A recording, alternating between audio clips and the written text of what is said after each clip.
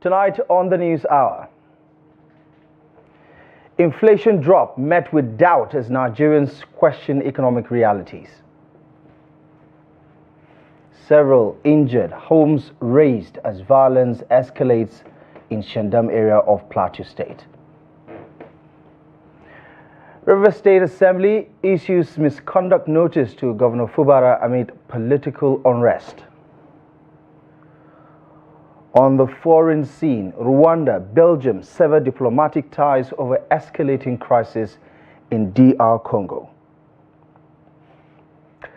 Many thanks for joining us on the News Hour. My name is Abdullahi Ahmed.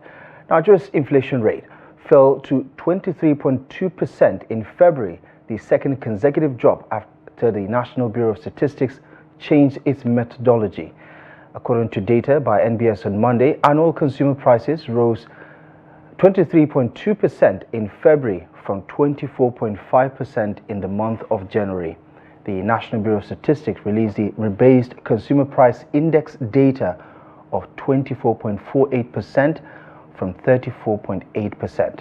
According to the Bureau, the rationale for the rebasing exercise was to provide an updated methodology for capturing current household spending patterns and revise the composition of Nigeria's inflation basket.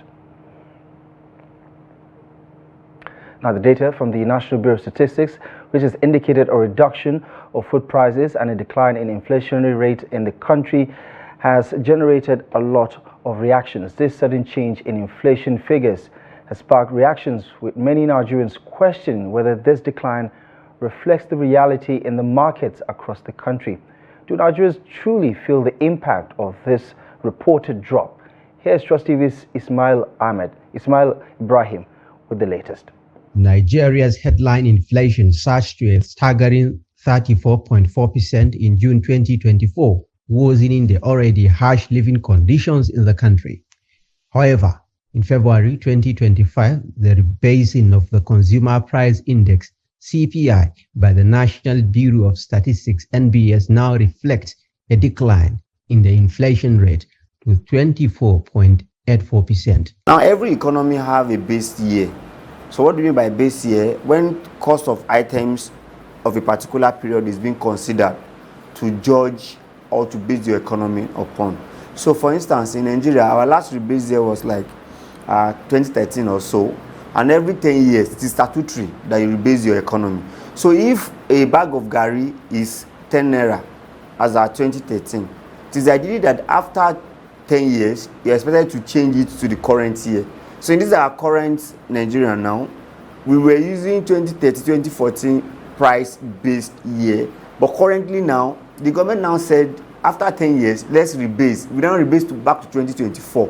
So 2024 is now the yardstick to compare other prices in Nigeria. Despite this decline in official figures, many Nigerians insist they have not felt any relief in their daily expenses.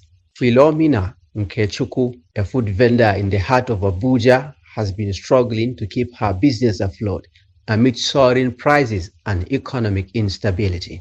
The true situation is that, of course, there is reduction in price of foodstuffs in the markets, but the price of things have not reduced in such a way that it will begin to reflect, have true effects, on the things we are buying. Like, let me say, for instance, a mudu of egusi that we used to buy 3,000 is 2,800, 2,009. You can see that the reduction is very minute. The reduction is very small compared to when we are buying a mudu of egusi 1,000, 1,005. You understand? The increase was much, but the reduction at the end of the day was minute, and it's not having any good effects. Farashi dai ana ta maganganun farashi suna sauka to kaɗan dai amma ba. There are discussions about the reduction of food prices. Yes, this is true, but that's not the case in prices of other commodities. For example, the price of beans has reduced to about 1,700 and 1,800 naira. But some of these decline in prices of food are mere speculations. The prices are not dropping as expected. While economists argue that ordinary Nigerians may not immediately feel the impact of lower inflation rates, they note that these figures will influence Nigeria's economic profile on the international stage. We can now attract more foreign direct investment. An investor will now say, okay, the economy is not doing bad, let me come and invest.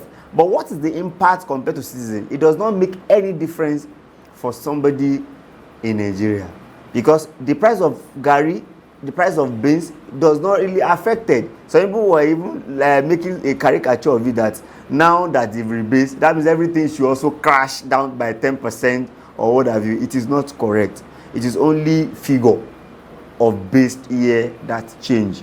The price of items still remain the price as it is. It does not affect anything. It does not bring more money. For now, experts advise Nigerians to remain cautious with their spending as economic uncertainties persist. Ibrahim Ismail, Trust TV News, Abuja. Human rights activist and presidential candidate in the 2023 general election, Omoyele Sowore, has thrown his support behind Ushi Rita Ogwamaye, also known as Rai, the National Youth Service Corps member, facing backlash over her viral video criticizing President Bola Ahmed Tinubu's administration. Sowore, in a video shared on X on Monday, revealed that he had met with the Corps member in Lagos and would be accompanying her to the NYC Local Government Inspector's office alongside a team of lawyers. The Corps member had recently gone viral after posting a video on TikTok where she lamented the country's worsening economic conditions and openly criticized President Bola Ahmed Tinubu's leadership.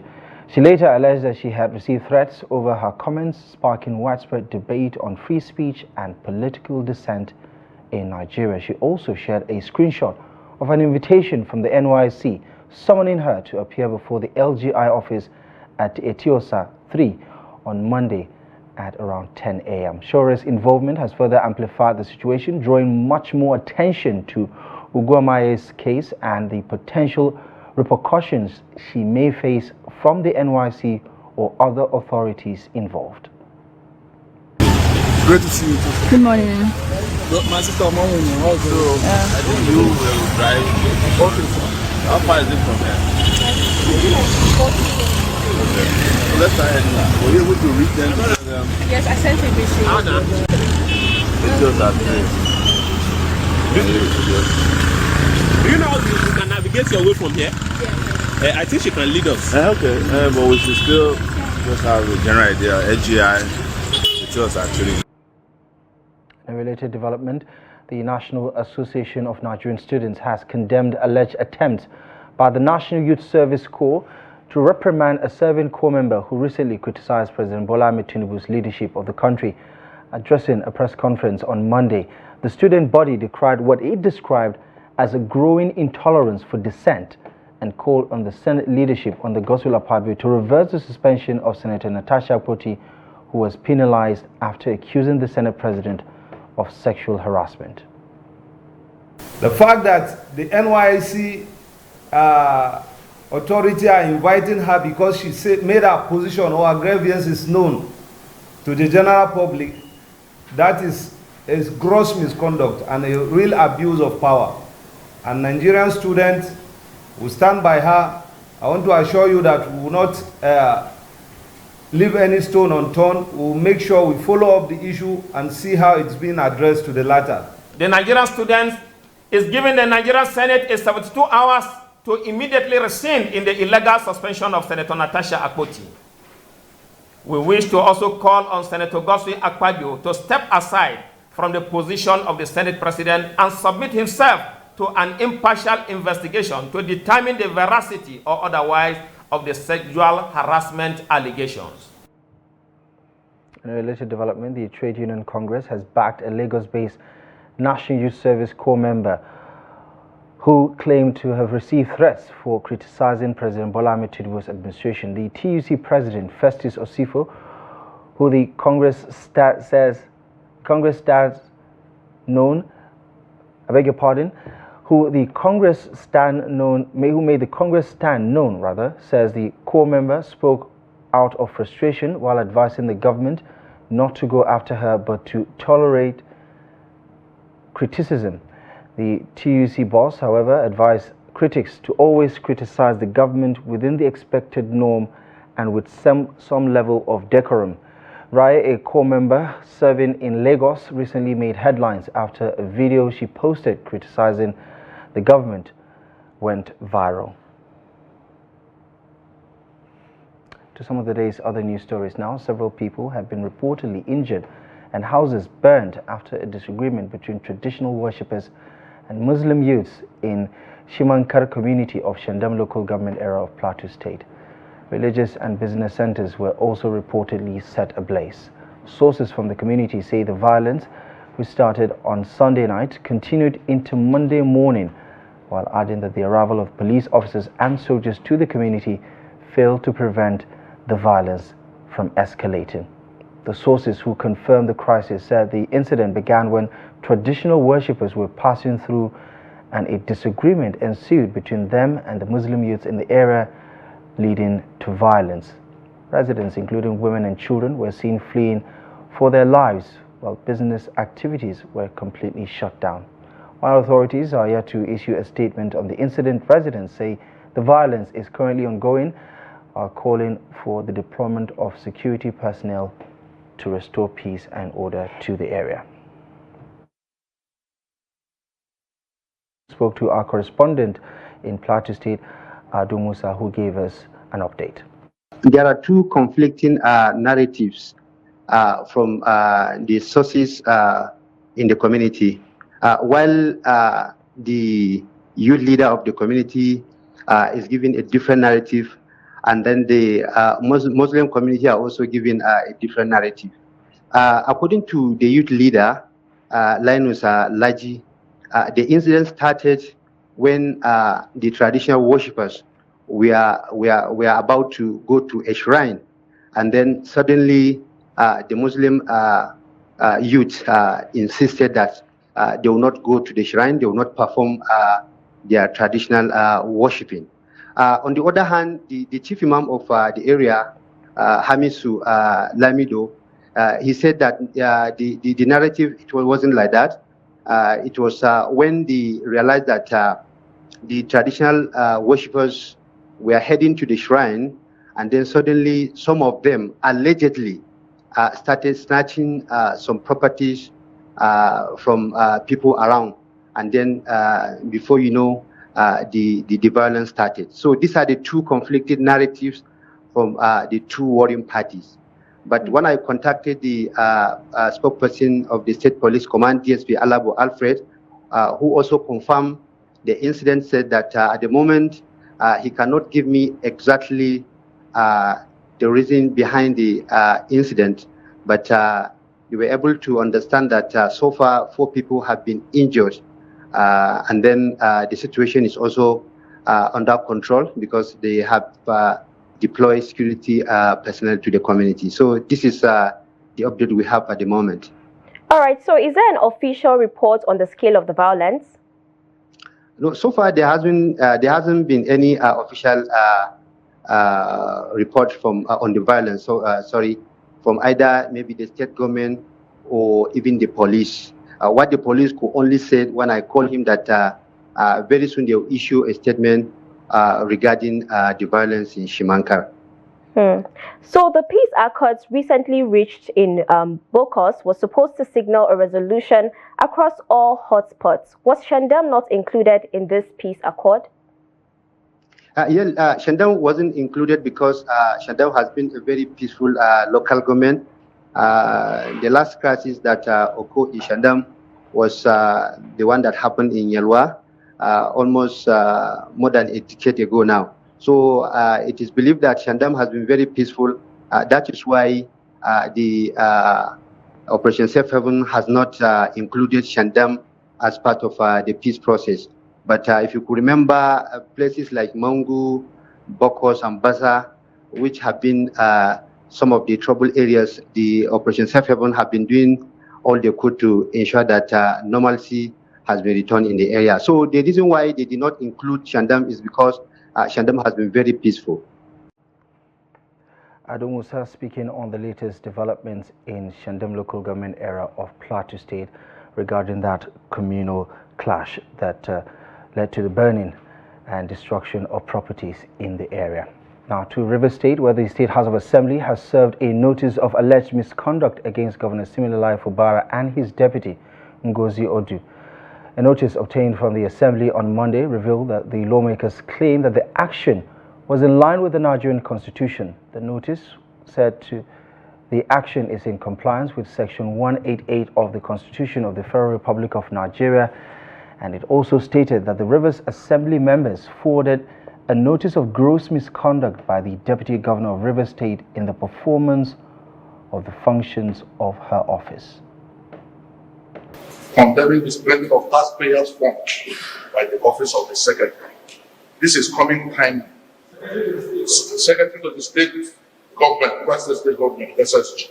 This is coming timely, Mr. Speaker. You will agree that we ran the whole of 2024 without any budget.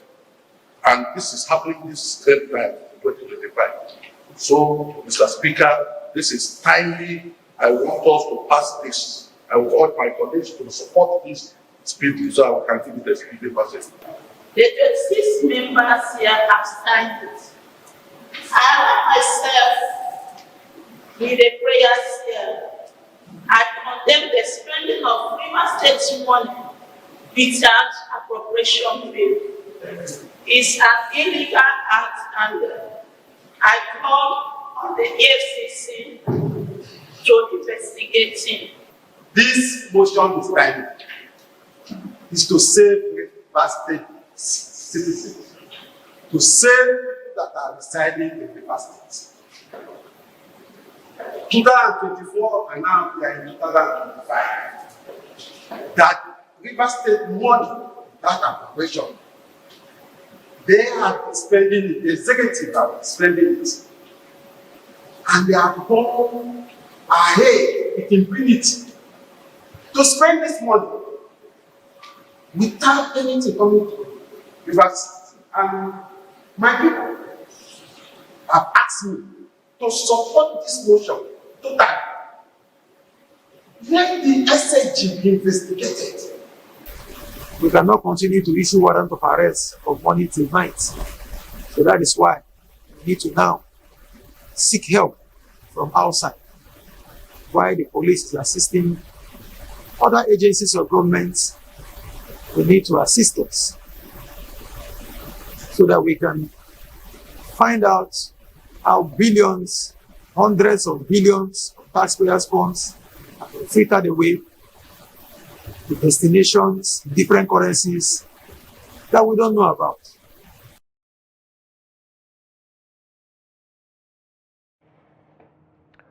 Meanwhile, the Rivers State government says the people of the state are facing a gloomy future as a result of the actions of Martin Samehule-led Rivers State House of Assembly, which it says is impeding Governor Siminalayi Fubara from implementing the decisions of the Supreme Court. The Rivers State Commissioner for Information, Joseph Johnson, in a press briefing in Port Harcourt on Monday, says the Assembly has refused to allow Governor Fubara to fully implement the judgment of the Supreme Court on the long-drawn political and legal battles that have lingered since the failed October 30th attempt to impeach the governor. Johnson said the governor has complied with all known extant laws and protocols to ensure that he fully implements the Supreme Court judgment decision, but is being frustrated by the State Assembly. He said the civil servants and pensioners in the state are bearing the brunt of the actions of the Assembly because of the seizure of the state allocation as a result of the Supreme Court judgment. He also says that the governor is ready to implement the Supreme Court decision. Although it is tempting to ignore false narratives in the social media that Governor Fubara has refused to take steps to present the budget to the Assembly, we cannot ignore the press briefing by the chairman of the House Committee on Information, Dr. Enemi George, alleging that the governor is frustrating the implementation of the Supreme Court judgment, particularly the directive requiring him to present the 2025 appropriation bill to the lawmakers.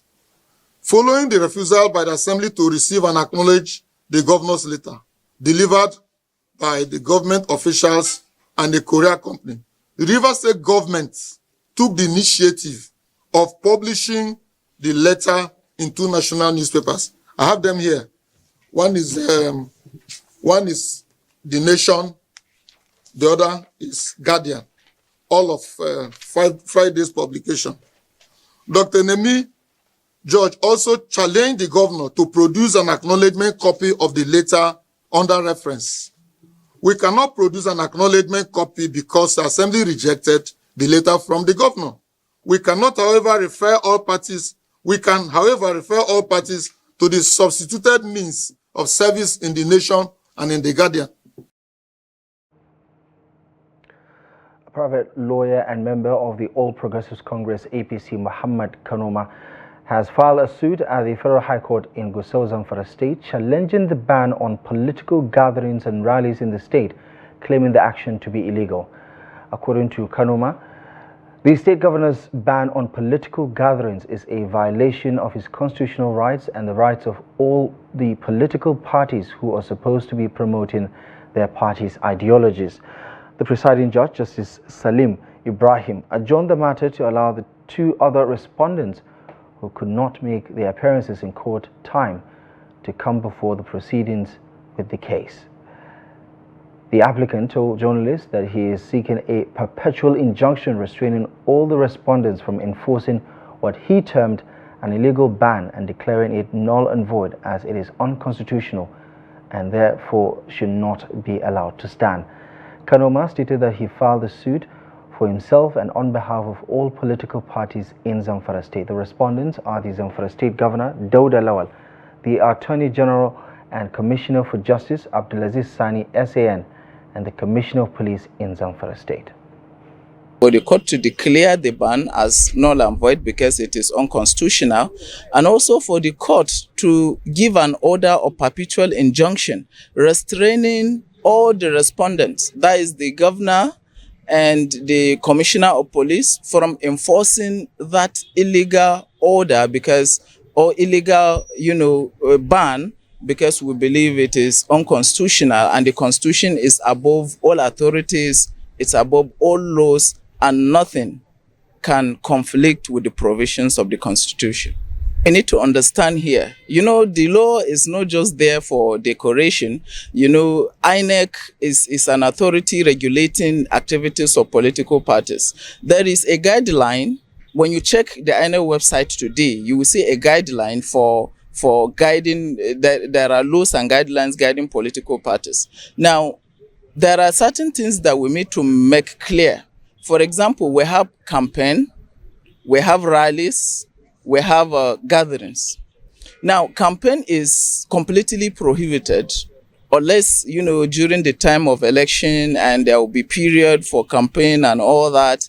But, issue of gathering can be done anytime, any day. So we are not talking about campaign here because there are no candidates. But as members and, officials of political parties, you have ideologies and you need to promote them day in, day out. Former Lagos governorship candidate of the People's Democratic Party, Abdulaziz Olajide Adediran, popularly known as Jandor, has formally announced his return to the All Progressives Congress, APC.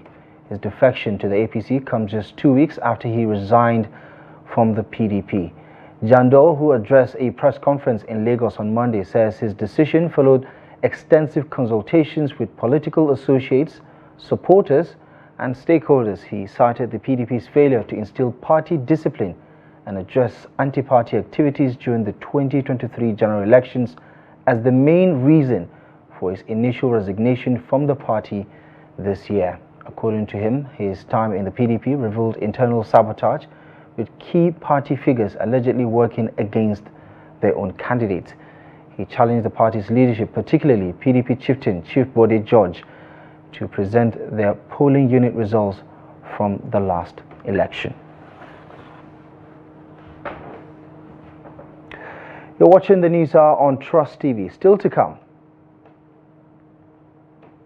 Katsina wind farm remains dormant amid Nigeria's worsening power crisis. Details of this and many more coming up ahead after the break. Welcome back to the news. Let's take a second look at our top stories. Inflation drop met with doubt as Nigerians question economic realities. Several people injured, homes razed as violence escalates in Shandam local government area of Plateau State. A yet to be identified disease has reportedly claimed the lives of 5 students at Kebbi State University of Science and Technology, Aleru. Some students of the university who spoke on condition of anonymity revealed that 4 students mysteriously died last week while another passed away on Sunday after falling sick overnight. A source explained that officials from the World Health Organization visited the university last week for an awareness campaign on the dangers of meningitis. However, they did not confirm whether meningitis was responsible for the deaths of the 2 students who had died before their visit to the university. The university's registrar, Maimaru Alhaji Tilli, confirmed the deaths of the 4 students to newsmen. Tilli added that he had officially written to the Commissioner for Higher Education, Isa Abubakar Tunga, seeking guidance on measures to curb the fatalities. And elsewhere, the Nigeria Center for Disease Control and Prevention has reported a decline in new confirmed Lassa fever cases in its Epidemiological Week 9 2025 report. The NCDC, via its official website on Sunday, said the fatality rate remains alarmingly high at 18.7%, with 100 deaths recorded so far this year. According to the Lassa fever situation report released by the agency, 29 new cases were confirmed across 9 states, a drop from 54 cases recorded in week 8. It says the affected states include Ondo, Bauchi, Edo, Taraba, Ebonyi, Plateau, Cross River, Nasarawa, and Enugu State. The NCDC highlighted that 72% of all confirmed cases were reported from just 3 states that include Ondo with 31%, Bauchi with 24%, and Edo with 17%.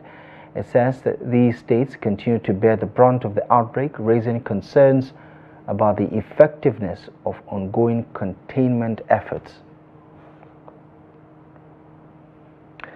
The Universal Basic Education Commission is set to adopt public-private partnerships in its new strategic blueprint in delivering basic education services in the country. The head of Public Relations and Protocol of UBEC, David Akpe, in a statement on Sunday in Abuja, says the Commission's Executive Secretary, Garba, during a meeting in Abuja with representatives of the private sector, emphasized the need for effective collaboration between the government and private sector in advancing basic education in Nigeria. He says the discussion centered on strengthening private sector partnership in delivering basic education services, a key priority in UBEC's strategic blueprint. According to the statement, INEC restated its commitment. The UBEC restated its commitment to reviewing the proposed framework by the private sector and to establish a platform for PPP and other sustainable models for private sector investment in advancing Nigeria's basic education sector. Meanwhile, the discussions also explored potential collaborations with the education cluster of private sector advisory group for the SDGs to drive increased private sector investment in education through innovative financing mechanisms. The son of the president, Tinubu, has decried relentless political attacks on his father and his family, insisting that the criticisms go beyond politics. Speaking to a group of youths in Yola, the Adamawa state capital, the son of the president described his father as the greatest president in Nigeria's history, praising his administration's focus on youth empowerment and economic reforms. Sheyi, who has been touring northern and southern states since the beginning of the year, has faced criticism for distributing grants in the southwest while limiting his efforts in the north to handouts. Every single day, ministers are going to tell me don't politicize this. It was never politics. But they keep coming for me. They keep coming for my family. They keep coming for your father. They keep coming for Ashwaju, Bola, Ahmed, Tinubu, the greatest president in the history of Nigeria. The only president that has carried young people along from when he was governor to when he became president. The only president that considered youth and student loans. The only president that's created a platform for young people to thrive. The only president that has created an economy that benefits everybody. The only president that's not trying to enrich his own pocket. And you're telling me, no.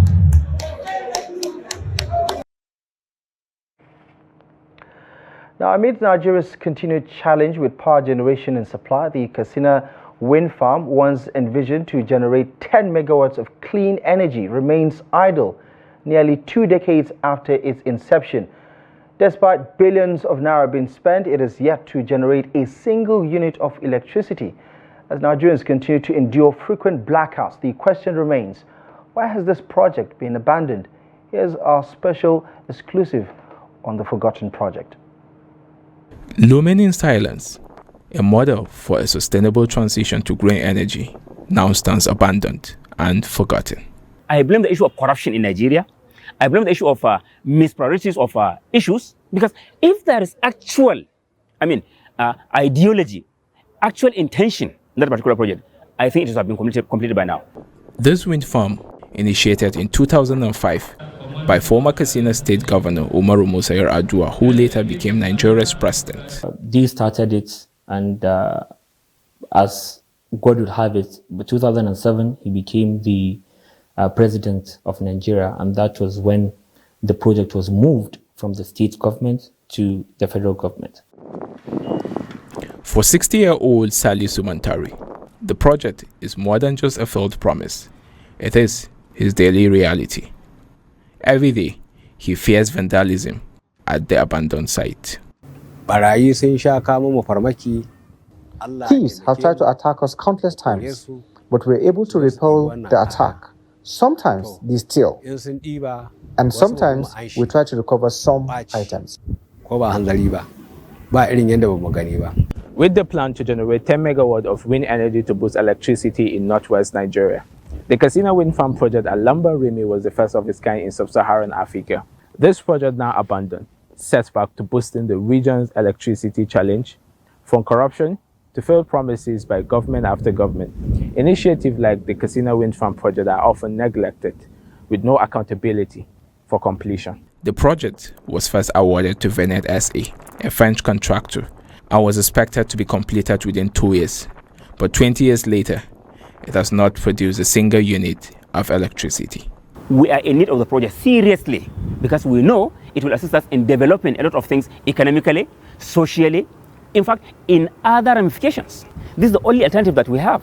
And if that alternative cannot see the light of the day, it means we can ask, we can question the integrity, the seriousness, the commitment of federal governments. With Nigeria recording over 9 nationwide blackouts in 2024 due to grid collapses, the abandoned Katsina Wind Farm stands as a painful reminder of lost opportunities. A project that could have generated 10 megawatts of clean energy, enough to power 10,000 homes in the region. We're not happy that this project has been abandoned. When it started, we felt very happy. But since it was abandoned, we've been very sad.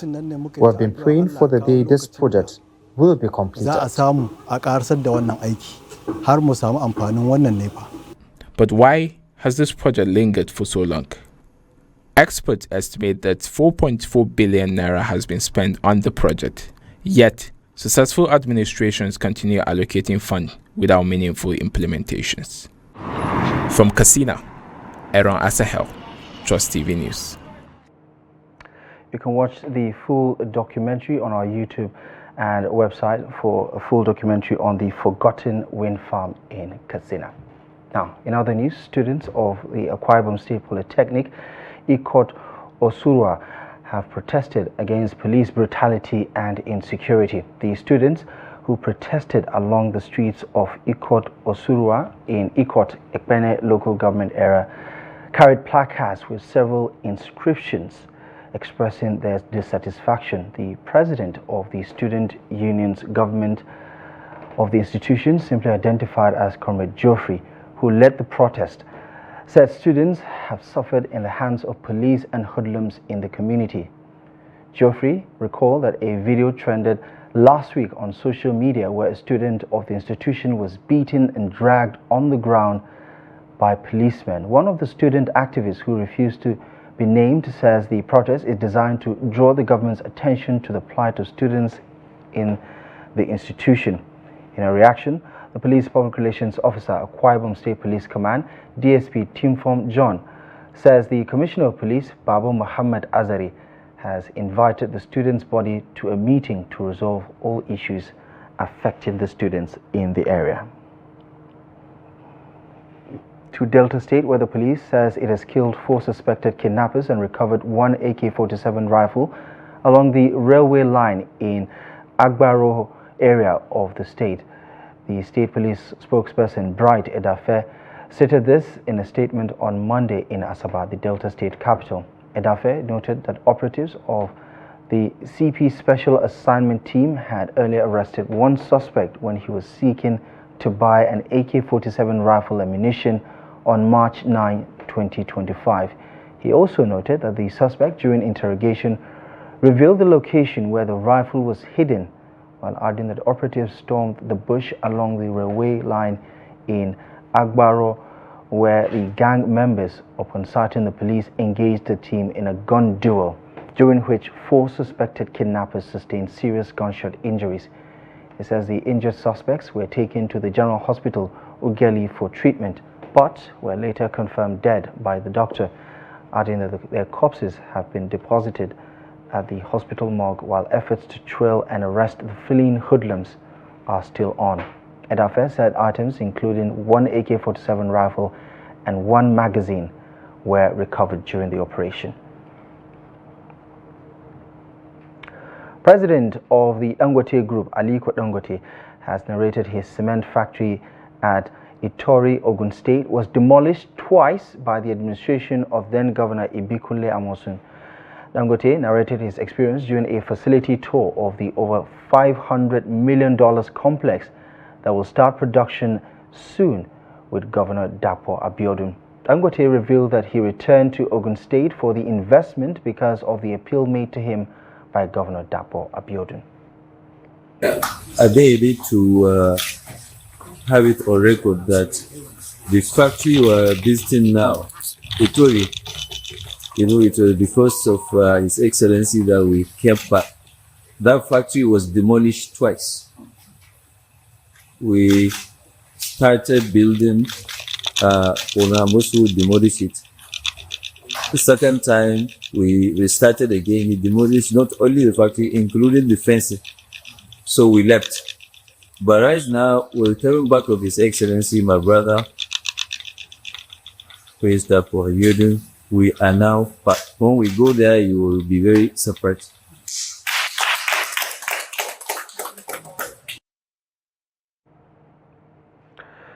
You're still watching the news on Trust TV. We'll be back in just a moment with more news stories.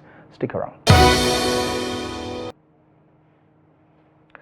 Welcome back to the news. The Nigerian Content Development and Monitoring Board says it will investigate Sterling Oil Exploration and Energy Production Company over alleged export-trade, anti-labor practices and quota violations. The board, through a statement which comes after a protest by the Petroleum and Natural Gas Senior Staff Association of Nigeria at SEPCO's headquarters in Lagos. The protest, headed by the national president of Pengasin, Festus Osifo, raised concerns over the SEPCO's alleged preference for expatriates over qualified Nigerian workers. A press statement issued by the NCDMB on Monday explains the importance of the move as it reaffirmed its commitment to enforcing local content laws in the oil and gas sector. The board commended the union for bringing the matter to the public attention emphasizing that it has taken enforcement actions against SEPCO in the past. The board noted that though its Nigerian Oil and Gas Industry Content Development Act of 2010, it has ensured that 609 technical positions were reserved for Nigerians between 2020 and 2024, reinforcing Nigeria's capacity to manage complex oil and gas operations. Turning now to developments on the international scene, Rwanda on Monday severed diplomatic ties with Belgium and expelled all Belgian diplomats from the country. A Rwandan Foreign Ministry statement said the European nation had, quote, consistently undermined Kigali during the ongoing conflict in the Democratic Republic of Congo. Belgium called the measure, quote, disproportionate and expelled Rwandan diplomats in response. In a statement released on Monday, Rwanda's Foreign Ministry says, quote, the government of Rwanda has notified Belgium of its decision to sever diplomatic relations effective immediately, end quote.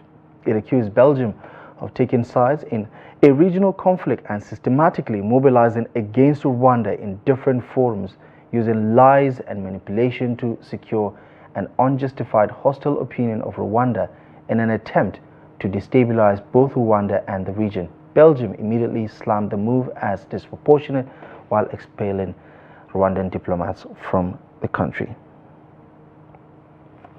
Elsewhere, the United States and Iran-backed Houthi rebels in Yemen are both vowing escalation after the U.S. launched airstrikes to deter the rebels from attacking military and commercial vessels on one of the world's busiest shipping corridors. The Houthi-run health ministry says the U.S. strikes killed at least 53 people, including 5 women and 2 children, and wounded almost 100 people in the capital Sana'a and other provinces, including Saada, the rebel stronghold on the border with Saudi Arabia. President Donald Trump on Saturday vowed to use, quote, overwhelming lethal force until the Houthis cease their attacks, and warned that Tehran would be held fully accountable for their actions. The Houthis have repeatedly targeted shipping in the Red Sea, sinking 2 vessels in what they call acts of solidarity with Palestinians in Gaza, where Israel has been at war with Hamas, another Iranian ally. The attack stopped when an Israeli-Hamas ceasefire took hold in January, a day before Trump took office. But last week, the Houthis said they would renew attacks against Israeli vessels after Israel cut off the flow of humanitarian aid to Gaza this month. There have been attacks by Houthis since then. Staying with developments in the United States, the Trump administration has transferred hundreds of immigrants to El Salvador, even as a federal judge issued an order temporarily barring the deportations under an 18th century wartime declaration targeting Venezuelan gang members, officials said on Sunday. Flights were in the air at the time of the ruling. U.S. District Judge James E. Boasberg issued an order on Saturday temporarily blocking the deportations, but lawyers told him there were already 2 planes with immigrants in the air, one headed for El Salvador, the other for Honduras. Boasberg verbally ordered the planes be turned around, but they were not, and he did not include the directive in his written order. White House Press Secretary Caroline Leavitt, while responding to speculation about whether the administration was flouting court orders, says the administration did not, quote, refuse to comply with a court order. She added that the order, which had no lawful basis, was issued after terrorist aliens had already been removed from the U.S. territory. The acronym TDA refers to the Tren de Aragua gang, which Trump targeted in his unusual proclamation that was released on Saturday. In a court filing on Sunday, the Department of Justice, which has appealed Boasberg's decision, said it would not use the Trump proclamation he blocked for further deportations if his decision is overturned. Time now to bring you up to speed with the latest in sports. Here's Adeni Ajishafe with the latest.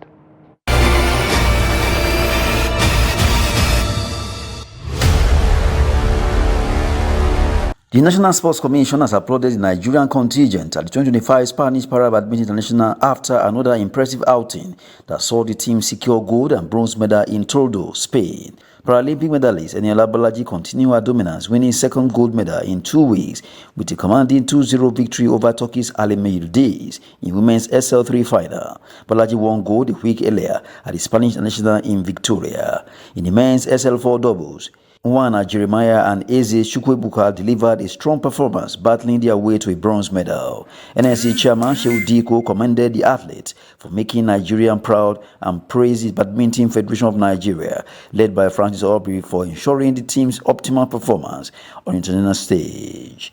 And in football, the Nigerian Women Football League on Monday confirmed venue changes for 2 key fixtures as NWFA Premiership resumed on 19th March following a 2-week break. The second round clash between Ekiti Queens FC and Edo Queens FC, scheduled for Oluyemi Kayode Stadium at Ado-Ekiti, has been temporarily relocated to Ilorin Township Stadium due to rehabilitation of Ekiti Queens' home ground. Additionally, Adamawa Queens FC will play their remaining home matches at Makwada Stadium, Numan, Adamawa State, from the second stanza of the season. The NWFS said the changes were necessary to uphold match quality and player safety, with all affected clubs and relevant football associations duly informed. And lastly, in football, the Super Eagles camp is gradually taking shape as Victor Osimhen and 5 other players have reported for duty ahead of 2026 FIFA World Cup qualifier against Rwanda. The 6 players now join coach Eric Chell, who led the advanced team to Kigali, as more players are expected to begin full preparation ahead of the crucial match. The players currently in camp are Amos Obasugi, Tolu Arokudare, Kayode Bankole, Victor Osimhen, Bruno Yemechi, Papa Daniel Mustafa. Super Eagles are currently 5th in Group C with 3 points from 4 matches, while Rwanda leads the group with 7 points alongside South Africa and Benin Republic. That's Sport News. I'm Adeni Shishape. And that is it. You're up to date with the day's latest news stories. Thank you most kindly for joining us on the News Hour. Do well to stay in touch by following us across our social media platforms. You can also visit our website, trusttv.com, for the latest news, programs and documentaries. My name is Abdullahi Ahmed. For myself and the rest of the team, thank you for your time and company, and good night.